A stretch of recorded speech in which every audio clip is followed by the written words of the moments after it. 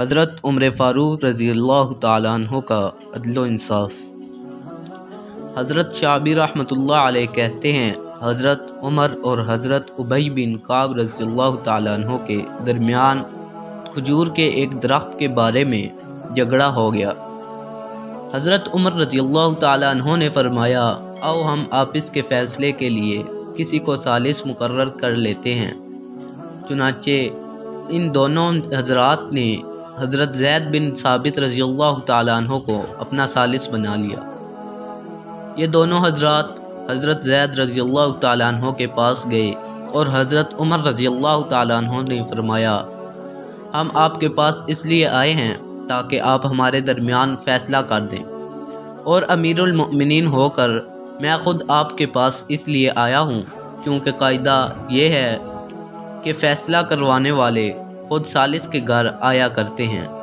جب دونوں حضرات حضرت زید رضی اللہ تعالیٰ عنہ کے پاس اندر داخل ہوئے تو حضرت زید رضی اللہ تعالیٰ عنہ نے حضرت عمر رضی اللہ تعالیٰ عنہ کو اپنے بستر کے سرہانے بٹھانا چاہا اور یوں کہا، اے امیر المؤمنین، یہاں تشریف رکھیں۔ حضرت عمر رضی اللہ تعالیٰ عنہ نے ان سے فرمایا، یہ پہلا ظلم ہے جو آپ نے اپنے فیصلے میں کیا ہے، میں تو اپنے فریق مخالف کے ساتھ بیٹھوں گا۔ حضرت ابی نے اپنا دعویٰ پیش کیا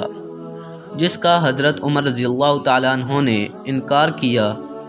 حضرت زید رضی اللہ تعالیٰ عنہ نے حضرت ابی سے کہا، قاعدے کے مطابق انکار کرنے پر مدعا علیہ کو قسم کھانی پڑتی ہے،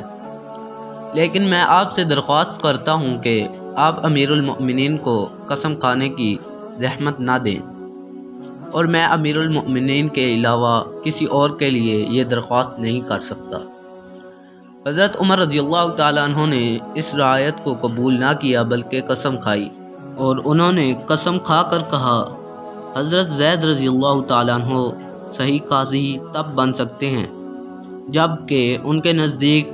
حضرت عمر رضی اللہ تعالیٰ عنہ اور ایک عام مسلمان برابر ہو۔